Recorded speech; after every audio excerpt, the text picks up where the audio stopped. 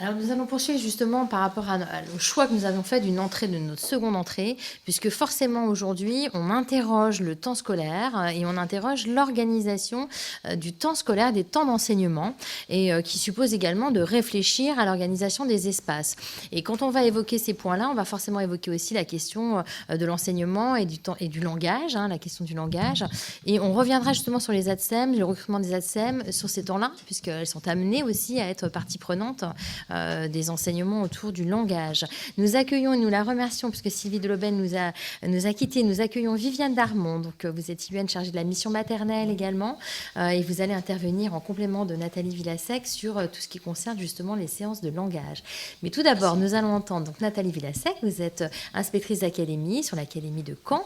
Et vous avez développé depuis plusieurs années maintenant une expertise sur l'école maternelle. Et on aurait souhaité justement que vous nous fassiez part de votre point de vue sur la question du temps d'enseignement et l'organisation de ces temps d'enseignement à l'école maternelle, avec forcément la question des espaces derrière. Est-ce que ça suppose pour les partenaires et pour les personnels?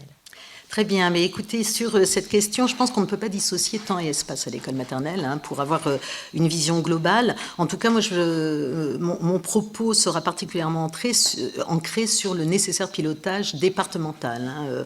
Dans mes fonctions d'IADASEN, je suis amenée tout particulièrement avec l'IUN maternelle et avec l'adjointe chargée du premier degré, l'ADASEN, mais aussi, et ça je pense que c'est extrêmement important pour reprendre les propos de Madame l'inspectrice générale sur la question effectivement à la fois du collectif et du pilotage, de construire, je dirais, un programme d'action pour la formation et pour l'accompagnement des équipes qui soit connu et construit par l'ensemble des corps d'inspection et des formateurs.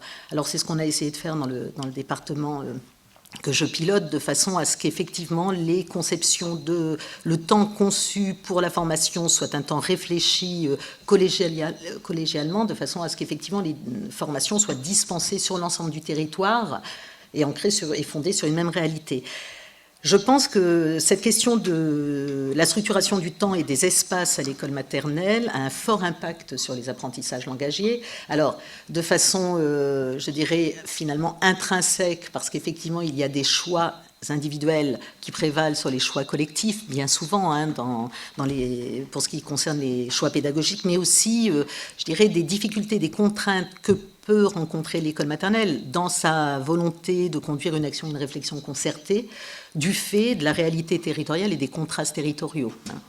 Et dans ce cadre, si on travaille la formation des enseignants et des ATSEM au travers du prisme de la structuration des temps et des espaces à l'école maternelle, il faut travailler à la fois, réussir à conjuguer structuration et progressivité des apprentissages langagiers, parce que la focale, c'est bien voilà, comment développer et structurer ces apprentissages langagiers à travers le prisme des temps et des espaces, mais aussi accompagner concomitamment sur l'évolution et la plasticité nécessaire des démarches pédagogiques.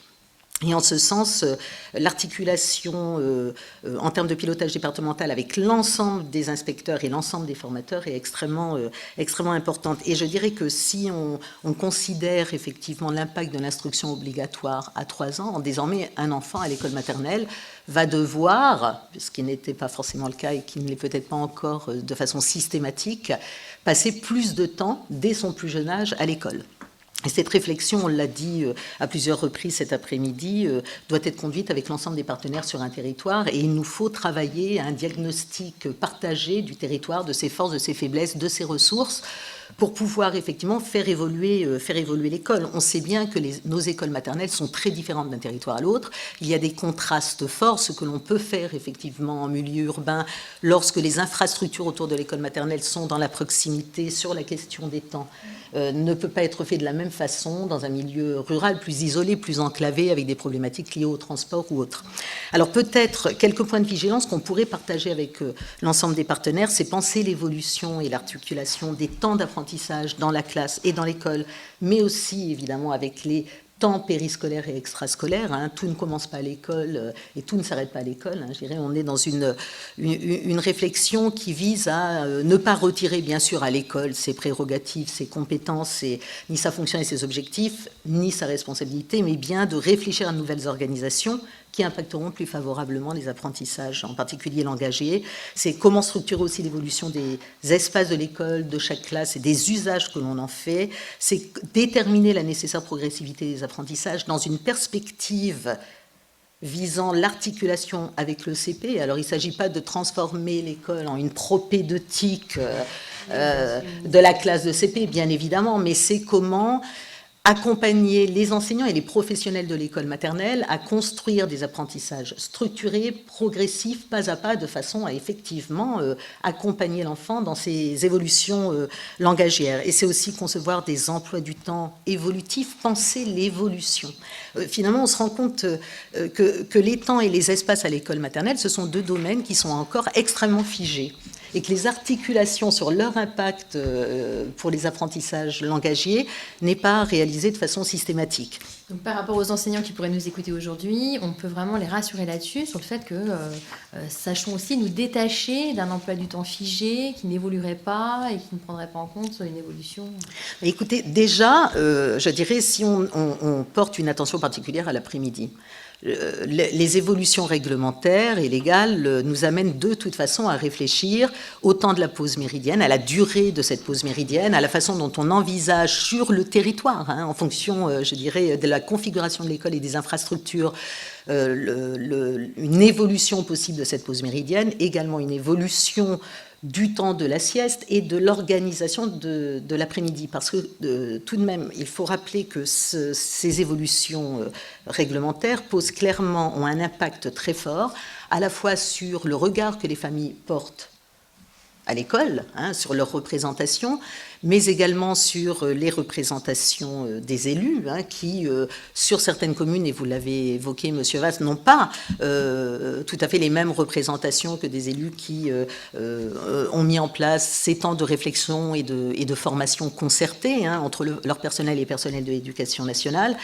Cela impacte également le temps des ATSEM, parce qu'à partir du moment où effectivement on réfléchit à des questions relatives à la mise au lit, sitôt le repas pris, à une organisation autre du temps post-méridien, finalement, cela peut avoir effectivement un impact fort sur le travail des ATSEM, également sur les temps périscolaires, sur le travail des autres personnels qui œuvrent sur le périscolaire, mais également sur le temps de travail des enseignants, avec une autre approche qui doit nécessairement passer d'une approche individuelle, ma classe, mes élèves, et mon temps personnel, avec cette relation presque intime que développent les enseignants de l'école maternelle, dans leur engagement et leur implication vis-à-vis de leurs jeunes élèves, avec leur espace classe et leur temps d'enseignement, avec une approche plus collective sur comment tous ensemble au sein de l'école peut-on envisager posément et en toute confiance, finalement, en posant à plat nos pratiques singulières, une possibilité, en tenant compte des contraintes, bien évidemment, parce qu'il ne s'agit pas d'amener les élus à un total renouvellement et une complète rénovation qui engendrerait des coûts colossaux, mais en même temps, je dirais, on a des choses qui peuvent être faites pas à pas et de façon très très concrète. Et peut-être sur cette question, il est nécessaire aujourd'hui de penser l'ouverture de l'école, mais l'ouverture physique de l'école, aux familles, aux élus, à tous ceux qui peuvent sur un territoire et à l'ensemble des partenaires, à tous ceux avec qui on doit commencer et initier, si ce n'est pas encore fait, une réflexion sur cette évolution des temps et des espaces, parce qu'il ne faut pas se leurrer. Selon les territoires, on pense que notre implicite est totalement partagé, mais ce n'est pas le cas. Et je crois que vous avez d'ailleurs mis en place un projet éducatif sur votre territoire. Vous avez un exemple précis aussi. Alors, sur le territoire de la Manche, ce n'est pas moi, parce que je n'y suis que depuis 18 mois, qui l'ai mis en place, mais depuis une dizaine d'années, les inspecteurs, alors les services de l'État, préfecture, des DCS, l'éducation nationale, la MSA, la CAF et le conseil départemental ont travaillé ensemble à l'élaboration d'un projet éducatif social local qui découle finalement des PEL que nous connaissons, des projets éducatifs locaux, qui permet de travailler dans une perspective à partir d'un diagnostic partagé de territoire, des forces et des faiblesses, des ressources d'un territoire, qui permet d'envisager pour les 0-25 ans, hein, pardonnez-moi l'expression, mais c'est cette tranche d'âge, hein, finalement, du tout jeune enfant au jeune adulte, un travail autour de la question de la parentalité, de la coéducation, des articulations justement des temps et des espaces et de l'offre sur un territoire pour œuvrer et trouver un fondement à nos échanges et au temps de concertation. Voilà. Alors peut-être sur les temps plus spécifiquement, quelques points d'appui pour une réflexion, hein, sans apporter les réponses. Hein, voilà, Viviane Darmon ira plus loin dans la réflexion, bien évidemment, mais qu'observe-t-on à l'école maternelle? Finalement, il y a des temps pour rassurer, pour conforter l'élève, pour donner des repères, pour lui permettre voilà, d'accéder à un sentiment, enfin, lui permettre de se vivre comme sujet parmi les autres. Il y a des temps qu'on dit libres, guidés, en petits groupes collectifs, mais finalement, ces temps sont relativement posés, figés, et donnent lieu à peu d'évolution. Quand on considère le déroulé d'une journée à l'école maternelle, on est sur, je dirais, un schéma qui se retrouve de classe en classe, avec un accueil, un temps de regroupement pour des activités ritualisées, des activités motrices qui viennent se glisser avant ou après des temps d'atelier, un temps de récréation, à nouveau un temps collectif. Et là, je pense qu'effectivement, l'instruction obligatoire à 3 ans a introduit pour nous tous un besoin de réflexion renouvelée sur ce qu'est le temps de la journée à l'école. Parce que, je dirais, pour introduire de la souplesse et introduire de nouvelles façons de faire, et cela me semble extrêmement important. Voilà, de le préciser. Merci beaucoup. Donc, on va pouvoir justement étayer un petit peu ces temps de langage avec Viviane Darmon qui va intervenir. Donc, rappeler école de l'épanouissement et du langage. L'épanouissement, nous avons déjà eu un certain nombre d'interventions, notamment aux assises pour l'école maternelle. On voit bien depuis quelques mois les travaux de Boris Cyrulnik sur ces questions-là, les questions de l'attachement, la sécurisation des élèves, la sécurisation affective des élèves. Et donc, nous avons fait le choix de plutôt développer, c'est pour répondre justement à une interrogation sur cette sécurité affective et les conditions d'attachement, nous avons fait le choix plutôt aujourd'hui d'aller vers le langage, parce que c'est quelque chose que nous avions moins développé depuis quelques mois. Donc Viviane Darmon, sur ces temps spécifiques et ces conditions d'entrée à l'école et des apprentissages langagiers. Alors, merci de m'avoir proposé de témoigner sur la question des enseignements langagiers à l'école maternelle. Effectivement, on sait bien que l'école maternelle, c'est l'école du développement, c'est le début du développement de l'enfant, c'est la période de l'explosion lexicale. Et donc, de nombreuses recherches ont montré que l'étendue du vocabulaire à l'école maternelle est un facteur prédictif de la réussite scolaire. Donc, l'enjeu en fait de l'enseignement du vocabulaire à l'école maternelle est vraiment fondamental, et elle doit répondre à des règles essentielles pour en obtenir la meilleure efficience. Parce que la finalité de cet enseignement, c'est bien de permettre à l'enfant de communiquer, de comprendre, de se faire comprendre, et donc leur permettre d'entrer plus aisément dans la lecture ECP. Alors maintenant, quel type d'enseignement peut être préconisé en matière d'enseignement langagier? L'enrichissement lexical se veut explicite et dirigé. Et bien justement, l'utilisation du mot juste dans le quotidien de l'enfant est nécessaire pour débuter l'enseignement langagier, et on va exploiter d'autant mieux les espaces de la classe pour ce faire. Il faut forcément pour l'enfant utiliser le mot juste, le bon mot dans son quotidien, et l'enfant doit permettre de mettre en relation le monde et le mot. C'est pourquoi je poursuis les propos de Madame l'inspectrice d'académie au regard de l'exploitation des espaces de la classe au mieux pour permettre à l'enfant de bénéficier d'un enseignement contextualisé et voilà, contextualisé. Maintenant, c'est vrai que l'enjeu, c'est de repérer les enfants qui en ont le plus besoin, c'est de permettre de partir de ce que c'est l'enfant pour lui permettre d'évoluer. Pour cela, eh bien, on va réaliser les choses en parlant avec l'enfant, encore une fois en exploitant justement ces espaces de la classe pour parler à l'enfant de ce que l'on fait ensemble. Au niveau des espaces de la classe, ça permettra justement de permettre à chacun d'avoir son rôle, à la fois aux enfants d'être en réception, d'être en production. Et une fois de plus, l'aménagement des espaces va avoir un enjeu fondamental à ce moment-là, puisqu'il sera nécessaire d'outiller les enfants pour permettre justement de susciter ces interactions langagières. Donc pourquoi pas outiller les enfants, proposer des outils en multiples exemplaires afin de susciter ces interactions. Voilà pourquoi il me semble que les espaces langagiers sont les plus adaptés pour construire et développer ces situations de communication. Du coup, les espaces de la classe vont les espaces de la classe devront être clairement identifiés pour les enfants et identifiables pour les enfants.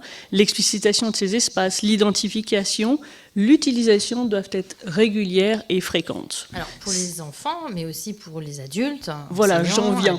Voilà, tout à fait. J'en viens, effectivement. Tout ceci repose sur le parler professionnel. Effectivement, le parler professionnel, ça veut dire le parler de tous les adultes qui entourent l'enfant. Je rejoins et je synthétise finalement tout ce qui s'est dit depuis ce matin avec les formations conjointes, avec un parler commun vis-à-vis des enfants et donc une entente et une cohésion au sein de la classe par rapport à tous les adultes de la classe.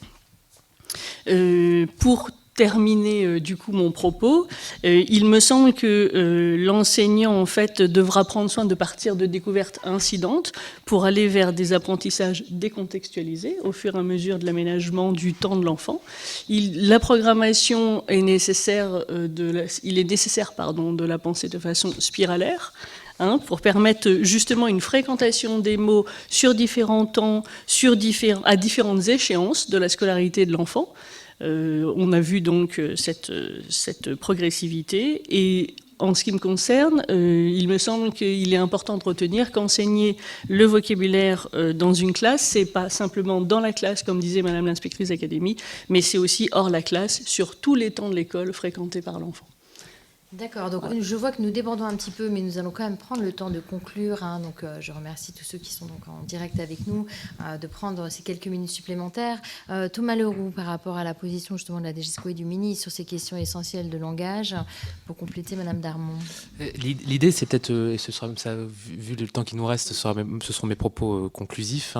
L'idée, c'est que sur l'enseignement du langage et en valence avec l'instruction obligatoire à 3 ans, il est très intéressant de reprendre ce qu'a dit Nathalie Villasec parce que effectivement ça nécessite un nouveau pilotage et une nouvelle pensée comme vous l'avez très bien dit sur l'organisation de ce temps. Et quand je rejoins vos propos Madame Darmon, ce qui est très important, ce que vous avez dit effectivement reprend de manière très précise les éléments les mots de la maternelle, ce qui est notre orientation, mais ce qui est important aussi, c'est de penser à cette régularité des apprentissages. Et en termes de pilotage de la part des IEN, à mon sens au niveau de la circonscription, c'est de pouvoir aider les enseignants et les directeurs d'école à penser ces temps, les temps de sieste, les temps de récréation, les temps d'apprentissage, les temps de repos, comme Nathalie l'a dit. Et l'idée, c'est de travailler autour d'espaces qui vont permettre justement des interactions duelles en petits groupes et qui vont permettre d'étayer les élèves, de tous les faire parler. C'est bien là un des objectifs de l'école maternelle et ce depuis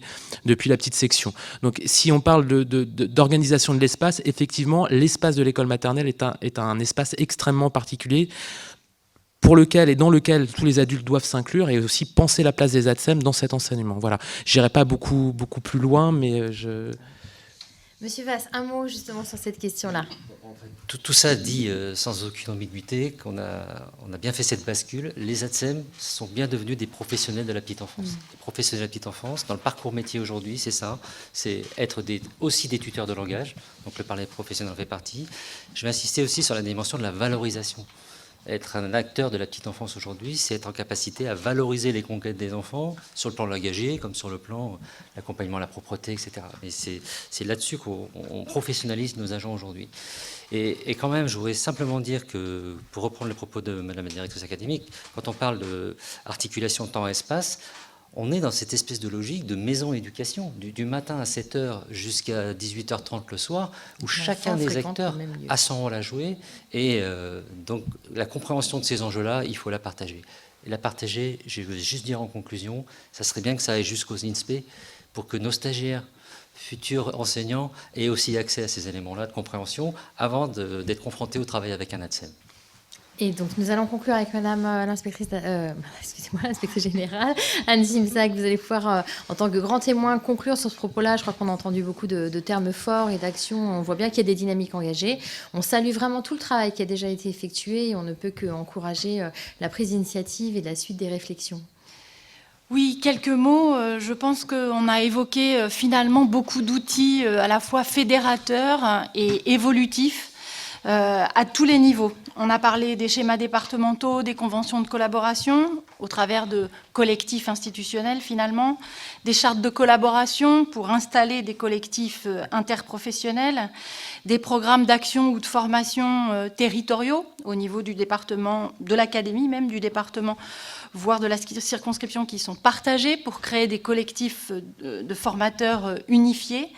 On a évoqué le projet d'école qui doit créer ce collectif d'acteurs de l'école en explicitant les rôles de chacun au service de la réussite des élèves.